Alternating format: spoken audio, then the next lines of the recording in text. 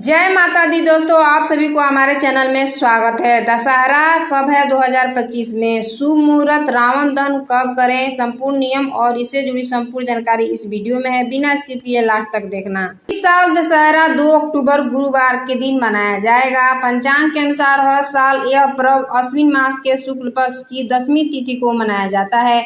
दशहरा को विजयदशमी के नाम से भी जाना जाता है। भगवान राम ने अश्विन महीने की पहली तारीख को लेकर 9वीं तक माँ दुर्गा की खास पूजा अर्चना की थी। फिर दसवीं के दिन उन्होंने रावण का वध करके बुराई पर अच्छाई की जीत का संदेश दिया था। इसी वजह से दशहरा बुराई पर अच्छाई की जीत का प्रतीक मनाया जाता है।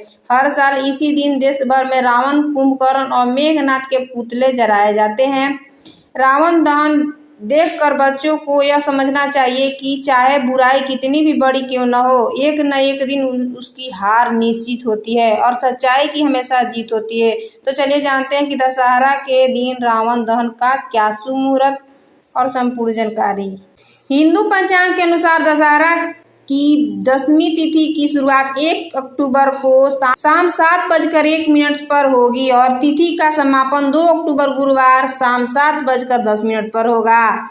2 अक्टूबर को दशहरा के दिन पूजन के लिए सबसे विशेष मुहूर्त दोपहर 2:09 से लेकर दोपहर 2:56 तक रहेगा, जिसकी अवधि 47 मिनट तक की रहेगी। वहीं अपराह्न पूजा का समय देवी अपराजिता और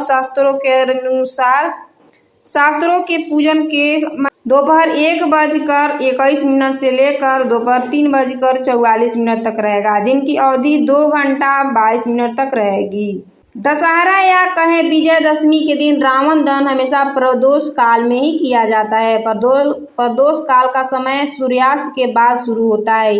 इसी दिन सूर्यास्त के समय 6:05 पर शुरू होगा और इसी के बाद से रावण दहन भी शुरू हो जाएगा। दशहरा के दिन क्या करना चाहिए? दशहरे के दिन शमी का पौधा लगाना शुभ माना जाता है। अगर आपके पास बगीचा है तो वहां या फिर घर में गमले में शमी का पौधा लगा सकते हैं। इस पौधे को दक्षिण दिशा में रखने से भी घर को नकारात्मक ऊर्जा नहीं आती है और खुशहाली बनी रहती है। वहीं एक परंपरा है कि दशहरे के दिन झाड़ू खरीदकर मंदिर में दान करना चाहिए और जरूरतमंदों को भी दान देना चाहिए। इससे आर्थिक स्थिति अच्छी हो जाती है। दशहरा के दिन न करें ये गलतियां। दशहरा के दिन लड़ाई झगड़ा करने से बचना चाहिए। साथ ही झूठ बोलकर काम नहीं बनाना चाहिए और परिवार में विवाद नहीं बढ़ाना चाहिए, बल्कि लोगों को मिलजुल कर घर का सकारात्मक माहौल बनाना चाहिए।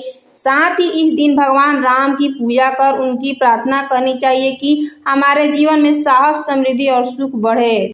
शारदीय नवरात्रि के कलश विसर्जन का मुहूर्त 2 अक्टूबर को सुबह 5:17 से लेकर 6:29 तक रहेगा। इसके बाद 2 अक्टूबर को 12:04 से 12:51 के बीच आप कलश विसर्जन कर सकते हैं। नवरात्रि के बाद कलश, ज्वारे, चावल, नारियल, सिक्का को क्या करना चाहिए? नवरात्रि के ज्वारे को करें। कलश का विसर्जन के बाद कलश के पास उगे ज्वारे से निकालकर किसी गमले में इसे उगा सकते हैं। इनमें से कुछ ज्वारे निकालकर अपनी तिजोरी या पैसे के स्थान पर रख सकते हैं। घर में धन की कमी नहीं होती है।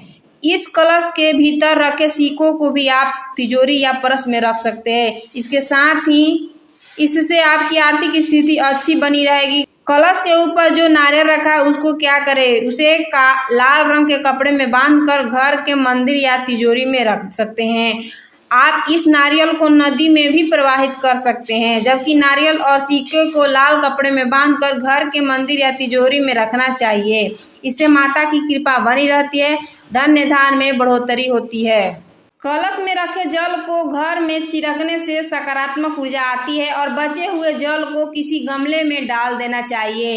नवरात्रि समापन के बाद यदि अखंड ज्योति प्रज्वलित है तो उसे फूंक कर या किसी और तरीके से बुझाने के बजाय उसे बुझने का इंतजार करें। अखंड ज्योति को बुझना अशुभ माना जाता है और अगर आप उसे गलती से बुझा देते हैं तो माँ दुर्गा से इसके लिए माफ़ी मांग ले। अखंड ज्योति बुझने के बाद उसकी बत्ती को निकाल कर अलग कर लें और अगर तेल बच गया है तो उसे तेल को दोबारा पूजा में इस्तेमाल कर सकते हैं। नवरात्रि के कन्या पूजन के बाद सही तरीके से माता की चौकी हटाने का नियम है। कलश के नारियल और चावल को भी सही तरीके से प्रयोग होना चाहिए। दसवीं तिथि के दिन ही दुर्गा विसर्जन किया जाना चाहिए। नवरात्रि के 9 दिन घर में बेहद ही शुभ योग बनता है। इसी वजह से माता की चौकी को 9 दिनों तक स्थापित करने के बाद 10वें दिन मां का विसर्जन किया जाता है। कलश के नीचे रखे चावल को और अन्य सामग्रियों को माता दुर्गा की मूर्ति के साथ ही विसर्जन कर देना चाहिए। कलश में रखे चावल को आप पक्षियों को भी खाने को दे सकते हैं। एक और विकल्प बाकी शेष रह जाता है। किसी पवित्र वृक्ष में पीपल, आंवला, बरगद आदि के समीप की मिट्टी में चावल के दाने दबा सकते हैं। जो नारियल चौकी पर रखे कलश के साथ होता है उसे प्रसाद के रूप में कन्याओं में बांट कर और परिवार के समेत ग्रहण करें। आम के पल्लों से कलश के जल को अपने घर चारों सदस्यों को ऊपर छिड़क दे। आप प्रसाद के रूप में भी जल को ग्रहण कर सकते हैं। कलश के भीतर 9 दिनों तक माता लक्ष्मी का वास होता है। कलश के जल को सबसे पहले रसोई घर में छिड़के, उसके बाद शयन कक्ष में, तत्पश्चात पूरे घर और अंत में घर के प्रवेश द्वार पर छिड़के। याद रखें कि जल को बाथरूम में न डालें। अगर आपको मेरी वीडियो अच्छी लगी हो तो चैनल को लाइक, सब्सक्राइब, दोस्तों को शेयर कर देना। धन्यवाद। राधे राधे।